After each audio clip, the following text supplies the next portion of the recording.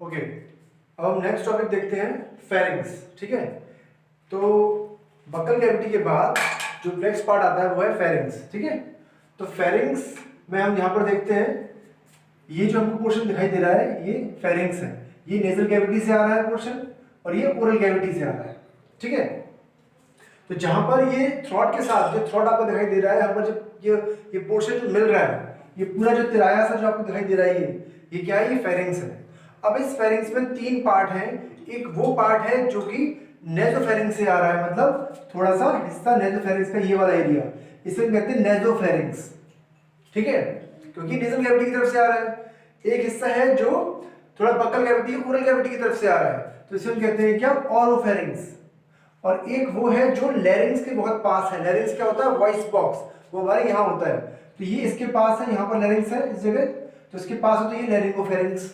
तो तीन पार्ट हो गए फेरिंग्स के, नेजोफेरिंग्स, ओरोफेरिंग्स एंड लैरिंगोफेरिंग्स। ठीक है, और यही पूरा फेरिंग्स है। अब इस फेरिंग्स में अगर मान लीजिए ये नेक है, तो अगर मैं इस तरह से एक क्रॉस सेक्शन का मैं देखता हूँ सामने, तो मेरे को अंदर एक रिंग दिखाई देती है पूरी ऐसे, और वो रिंग क्या कहलाती है? That ring is known as Waldeyer ring. Waldeyer's ring, Waldeyer एक साइंटिस्ट का नाम है जिन्होंने इस रिंग को डिस्कवर किया था, तो ये वाल्डेयर्स रिंग कहलाती है। अब ये रिंग जो है किसकी है? ये एक्चुअली टॉन्सिल्स की रिंग, ये पूरी रिंग है जिसमें हमको एक टॉन्सिल्स एक रिंग फॉर्म में दिखाई देते हैं पूरे ऐसे। अगर आप किसी के थ्रॉट में देखना चाहोगे तो आप इसको जब पाइप जैसा स्ट्रक्चर है पूरे, इसको आप ओपन करोगे ऐसे करके, तो आपको सामने से ऐसा स्ट्रक्चर दिखाई देगा, बिल्कुल ऐसा है। तुम सामने से देखोगे तो ऐसा दिखाई देगा। तो ये जो पूरा है, इसमें जो टॉन्सिल्स हैं वो एक रिंग फॉर्म में है, वो एक सर्कुलर फॉर्म में अरेंज्ड है। इसे हम कहते हैं वाल्डेयर्स रिंग। ठीक है, जो ऊपर की तरफ फेरिंग्स है, मतलब पीछे की तरफ, अगर हम ऐसे नेक करें तो पीछे की तरफ जो टॉन्सिल्स हैं वो है फेरेंजियल टॉन्सिल्स। Pharyngeal tonsils. ठीक है, अच्छा, सामने की तरफ जो है ये है लिंगुअल टॉन्सिल्स, मतलब टंग के ठीक पीछे, टंग के ठीक पीछे जो टॉन्सिल है वो कौन से है? Lingual tonsils. ठीक है, अच्छा, यहां पर आप देख रहे हैं, यहां पर हमें क्या दिखाई दे रहा है? Palatine tonsils. ठीक है, टॉन्सिल्स, इन्हें पैलेटाइन टॉन्सिल्स कहते हैं। ठीक है, और ये जो है दीज आर ट्यूबल टॉन्सिल्स, ये इधर भी हैं कुछ और एक इधर भी हैं। ये जो स्ट्रक्चर आपको दिखाई दे रहा है ये क्या है? दिस इज यूस्टेचियन ट्यूब, जो ईयर से आता है। जो ईयर से जो ट्यूब आते हैं और हमारे थ्रॉट में हमको यहाँ पर मिल जाते हैं, मर्ज हो जाते हैं, ये वो ट्यूब्स हैं। इनका इससे कोई मतलब नहीं टॉन्सिल से। इसके इन यूस्टेचियन ट्यूब, मैं यहाँ पर स्पेलिंग लिखता हूँ इसकी, क्या है? Eustachian tube. इस यूस्टेचियन ट्यूब के ऊपर कुछ टॉन्सिल प्रेजेंट होते हैं, इस साइड में और इस साइड में। ये क्या है? Tubal tonsils. तो ट्यूबल टॉन्सिल और पैलेटाइन टॉन्सिल्स पेयर में है, और फेरेंजियल टॉन्सिल और लिंगुअल टॉन्सिल्स ये पेयर में नहीं है। ये इंपॉर्टेंट पॉइंट है इसमें। ठीक है, तो ये पूरी एक वाल्डेयर रिंग है टॉन्सिल्स की, और टॉन्सिल्स हमारी बॉडी में लिम्फोसाइट्स बनाते हैं, डब्ल्यूबीसीज बनाते हैं, ताकि हमारी बॉडी इन्फेक्शन से लड़ सकती है। तो जैसे ही हमारी बॉडी में माउथ के थ्रू कोई बैक्टीरिया एंटर करता है, तो ये टॉन्सिल्स होते हैं हमारे फूल जाते हैं। आपने सुना है टॉन्सिल्स क्यों फूल जाते हैं? क्योंकि वो उस समय ज्यादा एक्शन कर रहे होते हैं, काम कर रहे होते हैं डब्ल्यूबीसी प्रोडक्शन के लिए, ताकि हमारी बॉडी फाइट कर सके उस बैक्टीरिया से। तो टॉन्सिल का फूलना कोई बेकार चीज नहीं है, खराब चीज नहीं है, एक अच्छी चीज है, एक प्रोटेक्टिव मेजर है हमारी बॉडी के लिए, जिसकी वजह से कि हमारी बॉडी लड़ पाती है पैथोजन से, या फिर किसी भी बैक्टीरिया या किसी भी बाहर से जो हमारी बॉडी में एंटर किया है थ्रू माउथ। ओके, तो ये हो गया फेरिंग्स। अच्छा, उसके बाद आता है क्या? ईसोफेगस। अब मान लीजिए फेरिंग्स है, अब इसके बाद यहाँ पर ये ओपनिंग जो है ये इसकी, ये क्या है? ईसोफेगस। इस तरफ अगर मैं इसको थोड़ा सा और बड़ा कर दूं, इसको पोर्शन को ऐसे करके यूं, तो इसमें एक पाइप, ऐसे दो पाइप हो जाएंगे। एक पाइप हो जाएगा क्या? Wind pipe. ठीक है, और एक पाइप हो जाएगा क्या? ईसोफेगस। तो इस विंड पाइप के पीछे की तरफ क्या होगा? ईसोफेगस होगा। ईसोफेगस की जो ओपनिंग होगी वो कहलाती है क्या? गलेट। ईसोफेगस की ओपनिंग क्या कहलाती है? गलेट। विंड पाइप की बात हम रेस्पिरेटरी सिस्टम में करेंगे, यहाँ कोई बात नहीं कर रहे इसकी हम। ठीक है, आप बस इतना समझिए कि जो ईसोफेगस है उसकी ओपनिंग क्या है? गलेट। ठीक है, तो यहाँ पे मैंने लिखा हुआ है इसको, opening of oesophagus called gullet. ठीक है, इसके बाद ये ईसोफेगस स्टार्ट हो जाता है। ईसोफेगस एक 25 सेंटीमीटर के आसपास का एक पूरा स्ट्रक्चर है, जो कि कई सारी मसल से बना हुआ है। ठीक है, 2 टाइप्स ऑफ मसल से बना हुआ है। तो यहाँ पर हम देखते हैं ये मस्कुलर स्ट्रक्चर है, जो कि 1/3 पोर्शन जो इसका होता है, जो स्टार्टिंग का 1/3 पोर्शन है वो स्केलेटल मसल का बना होता है, मतलब वॉलंटरी मसल्स का, जो हमारे कंट्रोल में होती है। और बाकी बचा जो 2/3 पोर्शन है वो इनवॉलंटरी मसल्स का बना होता है, यानी कि स्मूथ मसल्स का बना होता है। इसीलिए हम कोई भी चीज़ जब गल्प करते हैं, कुछ चीज़ निकलते हैं, तो कुछ देर तक यहाँ तक हम चाहें थोड़ा कोशिश करें तो वापस से उसको मुंह में ला सकते हैं। क्यों? क्योंकि स्टार्टिंग का जो इसोफेगस का पोर्शन है वो स्केलेटल मसल का है, वो मसल्स हमारे कंट्रोल में है। लेकिन एक बार 1/3 पोर्शन को पास कर दिया फूड ने, फिर हम चाहकर भी इसको वापस नहीं ला सकते, क्योंकि स्मूथ मसल्स हमारे कंट्रोल में नहीं है। ठीक है। अच्छा, तो अगर हम इसोफेगस को अगर 3 पार्ट में डिवाइड करते हैं, एक पार्ट होता है सबसे पहले इसका कौन सा, सर्विकल पार्ट, जो थोरेसिक कैविटी से ऊपर है। थोरेसिक कैविटी जहां पर लंग्स वाला पूरा हमारे रिब्स पर कवर करता है वो एरिया आता है, उसके ऊपर का जो पोर्शन है, मतलब जैसे ये सब यहाँ पर हमारे रिब्स स्टार्ट होते हैं इस जगह से, तो यहाँ से जो ऊपर पोर्शन है ये क्या है, this is cervical portion of abdomen, sorry of oesophagus. ठीक है, सर्विकल पोर्शन ऑफ इसोफेगस। इसके बाद ये क्या है, डायाफ्राम, जहां पर कि थोरेसिक खत्म हो जाता है। तो सर्विकल से लेकर और डायाफ्राम तक का जो पोर्शन है वो कहलाता है क्या, थोरेसिक। और डायाफ्राम के बाद नीचे एब्डोमिनल कैविटी स्टार्ट हो जाती है, और इस एब्डोमिनल कैविटी में जितना इसोफेगस का पोर्शन जा रहा है वो कहलाता है क्या, एब्डोमिनल इसोफेगस। तो 3 पार्ट हुए इसोफेगस के, एक है सर्विकल, एक है थोरेसिक, एक है एब्डोमिनल। सर्विकल पोर्शन जो है वो थोरेसिक कैविटी से ऊपर का पोर्शन है, मतलब नेक में जो आता है। फिर है थोरेसिक, जो थोरेसिक रीजन में आता है, यानी कि हमारे डायाफ्राम के ऊपर आता है। ठीक है, जहाँ रिब्स वगैरह पूरी होती है, जहाँ लंग्स हमारे होते हैं। और उसके बाद जो डायाफ्राम के नीचे आ रहा है, जो एब्डोमिनल कैविटी में प्रेजेंट है जो पोर्शन, वो है क्या, एब्डोमिनल इसोफेगस। ठीक है, समझ में आए? 25 centimetre in length, 25 centimetre. It shows peristalsis. तो इसोफेगस एक पेरिस्टाल्टिक मूवमेंट शो करता है। क्या है पेरिस्टाल्टिक मूवमेंट? ये रिदमिक कॉन्ट्रैक्शंस एंड रिलैक्सेशंस, इस तरीके की एक प्रोसेस होती है मसल्स की, जो कि फूड को आगे पुश करने में हेल्प करती है। ठीक है, फूड को आगे पुश करने में हेल्प करती है। It shows peristalsis, rhythmic contractions and relaxations, ही को हम पेरिस्टाल्सिस कहते हैं। ठीक है, अब जिस समय जो फूड होता है इसोफेगस में, वो एक बॉल फॉर्म में होता है, उसे क्या कहते हैं, bolus, we call it bolus. तो फूड जो होता है इसोफेगस में वो बोलस कहलाता है, क्योंकि वो एक बॉल फॉर्म ले चुका होता है। च्यू करते हैं इतना, उसको सलाइवा उसमें मिक्स हो जाता है, इसकी वजह से जो शेप है उस फूड की, च्यूड फूड की, वो बॉल शेप हो जाती है, इसे हम बोलस कहते हैं। ठीक है, opening of oesophagus called gullet, बता दिया आपको मैंने ये। No digestive gland present in oesophagus, कोई भी डाइजेस्टिव ग्लैंड इसोफेगस में प्रेजेंट नहीं होती है, वहां पर सिर्फ म्यूकस ग्लैंड्स प्रेजेंट होती हैं, यानी कि म्यूकस वहां सिक्रीट होगा। हार्टबर्न और पायरोसिस, हमारे स्टमक से जब जो एसिड होता है वो वापस से, मतलब पलटकर हमारे इसोफेगस तक पहुंच जाता है। हमारे स्टमक में कभी कभी क्या होता है, ज्यादा एसिड रिलीज हो जाता है, और स्टमक का जो ऊपर का, हम देखिए ये स्टमक है, इसमें यहाँ पर एक स्फिंक्टर होता है, इसे हम कहते हैं क्या, cardiac sphincter, we call it cardiac sphincter. ये यहाँ पे नाम लिखा हुआ है। अगर ये स्फिंक्टर, ये स्टमक क्या है, बैग लाइक स्ट्रक्चर है, अगर ये स्फिंक्टर ढीला हो जाए, ये लूज हो जाए, तो इसमें जो एसिड प्रेजेंट है वो इसोफेगस में ऊपर पहुंच जाता है। और इसोफेगस में जब ऊपर पहुंच जाता है तो क्या होता है, तो जो बर्निंग है वो यहाँ का जो हिस्सा है, ये वाला जो वॉल है इसकी, वो बर्न करने लग जाती है इसोफेगस की। ठीक है, और जब वॉल बर्न करती है तो क्या होता है, हमको बर्निंग महसूस होती है यहाँ पर इस जगह, क्योंकि यहीं पर है इसोफेगस और यहीं के पास में हार्ट भी होता है, तो इसी को हम हार्ट बर्न कहते हैं। तो हार्ट बर्न का मतलब ये नहीं है कि हार्ट में बर्निंग हो रही है, इसका मतलब ये है कि इसोफेगस में एसिड चला गया है। ठीक है, दैट इज हार्ट बर्न या पायरोसिस, सिर्फ पायरोसिस भी कहते हैं। तो इट्स ऑल अबाउट इसोफेगस। इसके बाद हम देखते हैं स्टमक। तो ये स्टमक का मैंने डायग्राम बनाया है। स्टमक के डायग्राम में हमको जैसे यहां से ये इसने मर्ज हुआ इसोफेगस इसके साथ, यहां पर एक स्फिंक्टर है, इसका नाम कार्डियक स्फिंक्टर है, क्योंकि ये पोर्शन हार्ट के बहुत पास है, इसीलिए इसे कार्डियक स्फिंक्टर कहते हैं, इसको स्फिंक्टर को। ठीक है, और जहां पर ये खत्म हो रहा है स्टमक, वहां पर एक स्फिंक्टर और है, इसे हम कहते हैं पाइलोरिक स्फिंक्टर, पाइलोरिक स्फिंक्टर। ठीक है, स्टमक को हमने 4 पोर्शन में डिवाइड किया है। सबसे ऊपर का जो पोर्शन है ये कहलाता है फंडस, इसमें नॉर्मली गैस फिल्ड होती है, it is filled with gas. ठीक है, ये जो पोर्शन है ये वाला, this portion is known as cardiac this is cardiac portion, ये पोर्शन जो है वो बॉडी कहलाता है, और ये लास्ट में पोर्शन है ये पाइलोरिक पोर्शन है।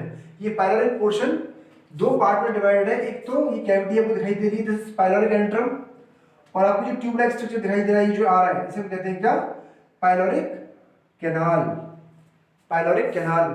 तो पाइलोरिक पोर्शन दो पार्ट में डिवाइड है, पाइलोरिक एंट्रम और पाइलोरिक कैनाल, ठीक है।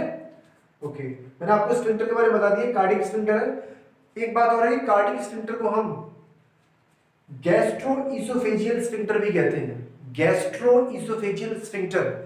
गैस्ट्रो वर्ड क्यों यूज किया, क्योंकि स्टमक का एक नाम गैस्टर भी होता है, गैस्टर। तो गैस्ट्रो मतलब गैस्टर स्टमक, इसोफेजियल मतलब इसोफेगस। तो गैस्टर इन स्टमक और इसोफेगस के बीच में जो स्फिंक्टर प्रेजेंट है दैट इज गैस्ट्रोइसोफेजियल स्फिंक्टर, और इसी को हम क्या कहते हैं, कार्डियक स्फिंक्टर भी कहते हैं, ठीक है। ओके, यही स्फिंक्टर क्या करता है, it prevents regurgitation of food. Regurgitation का मतलब क्या होता है कि वापस से थ्रो बैक होना ऊपर इसोफेगस में। थ्रो बैक मतलब, रिगर्जिटेशन मतलब पलट कर वापस जाना। तो फूड का वापस इसोफेगस में जाने को रोकता है, क्योंकि स्फिंक्टर अगर टाइट रहेगा तो फूड वापस से ऊपर नहीं जा पाएगा। तो it prevents regurgitation of food.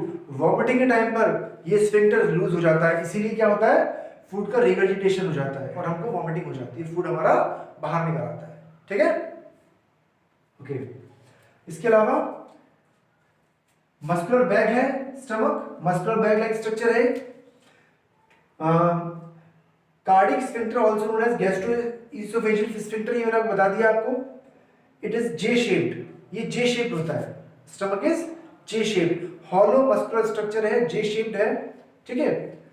तो ये स्टमक का स्ट्रक्चर है। अच्छा, इसके अलावा एक चीज और है, स्टमक के स्ट्रक्चर में ऐसे करके हम देख रहे हैं, हमको स्ट्रक्चर दिखाई दे रहा है, ऐसे करके ये आ रहा है पोर्शन।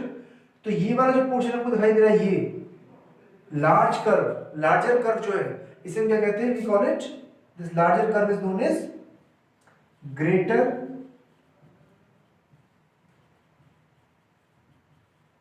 Omentum, greater omentum. और ये जो स्मॉल कर्व हमको दिखाई दे रहा है, ये वाला, this small curve is known as lesser omentum,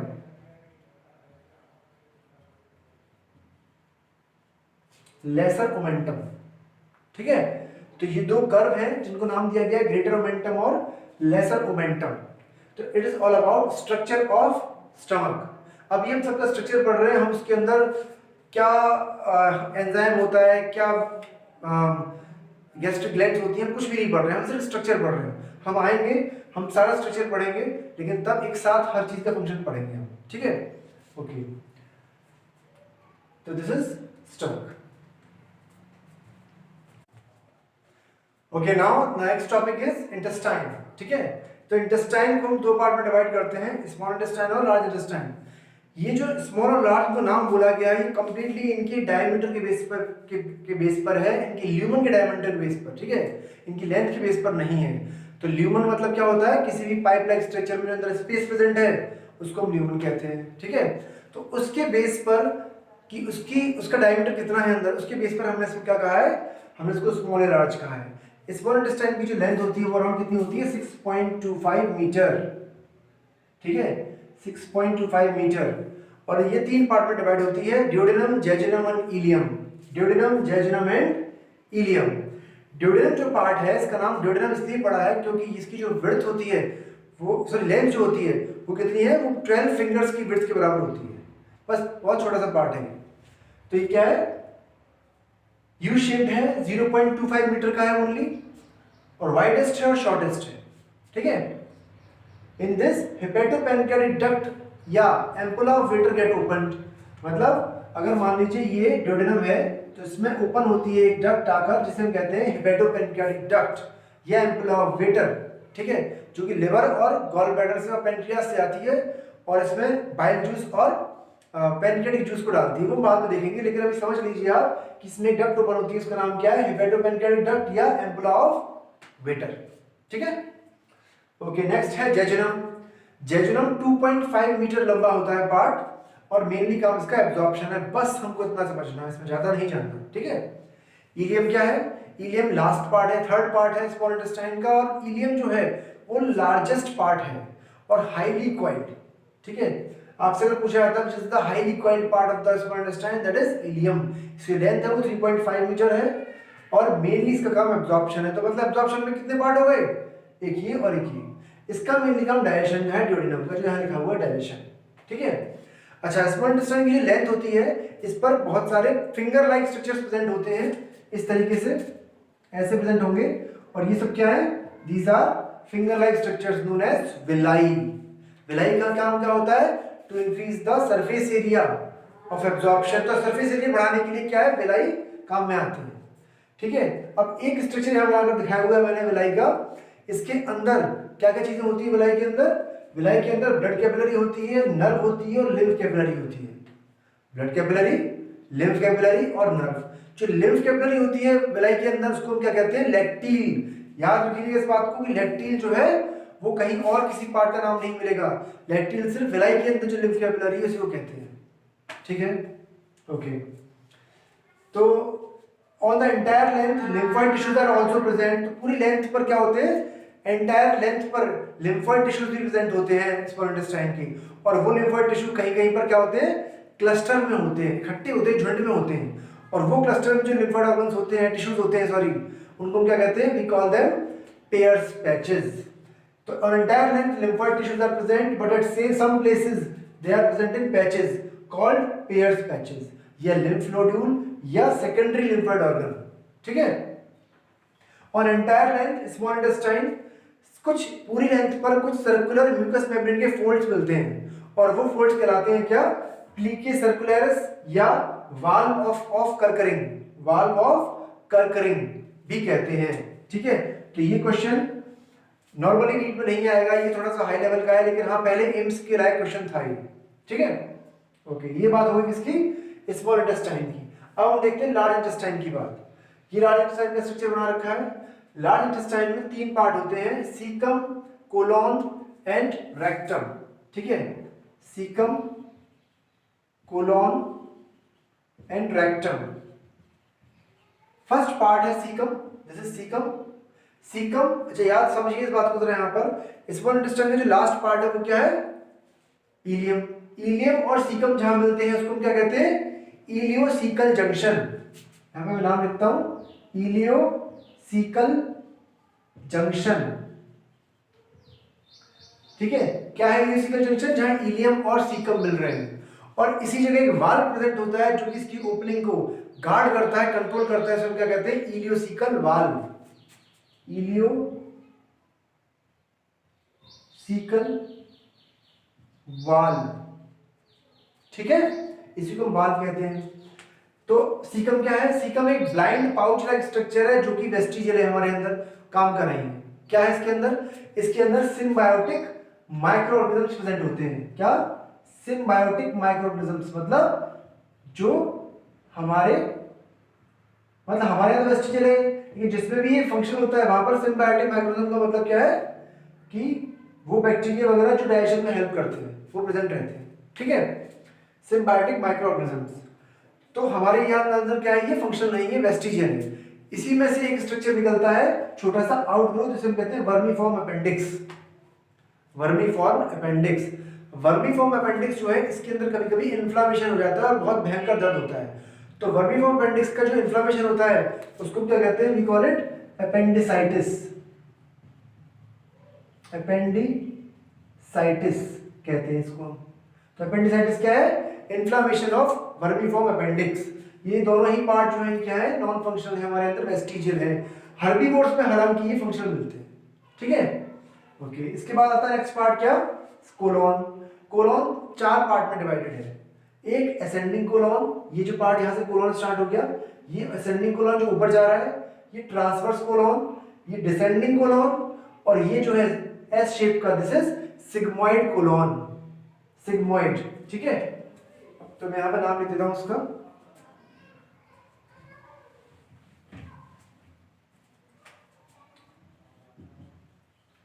ascending colon, transverse, descending और सिग्मोइड, ठीक है। इस कोलॉन में कुछ पाउच लाइक स्ट्रक्चर्स होते हैं, ऐसे ये पाउच है, दूसरा पाउच है, तीसरा पाउच है, ये कहलाते हैं क्या? Haustra. Haustra pouches, pouch like structures in colon, ठीक है? ओके। इसके बाद नेक्स्ट पार्ट आता है क्या? सीकम हो गया, कोलॉन हो गया, अब आता है रेक्टम। रेक्टम क्या है? This part is rectum, this is जहां यहां खत्म हो जाता है कोलॉन। रेक्टम एक टेम्पररी स्टोरेज की जगह है, किस चीज को स्टोर करने की? अनडाइजेस्टेड फूड को। अनडाइजेस्टेड फूड जो होता है, जिसे हमारा बॉडी डाइजेस्ट नहीं कर पाई है, वो हमारी बॉडी में रेक्टम में आके स्टोर हो जाता है, और ये फिर हमारी बॉडी से बाहर जाना चाहिए, और इस बाहर जाने की प्रोसेस को हम क्या कहते हैं? इजेक्शन, ठीक है? ओके, ये हो गया रेक्टम। रेक्टम के बाद जो स्ट्रक्चर आता है वो है क्या? Anal canal. तो एक ऐसी कैनाल समझ लीजिए आप, दिस इज एनल कैनाल। ये क्या है? Anal canal. इस कैनाल में दो स्फिंक्टर प्रेजेंट होते हैं, एक अंदर और एक बाहर, यहां बना रखे हैं मैंने।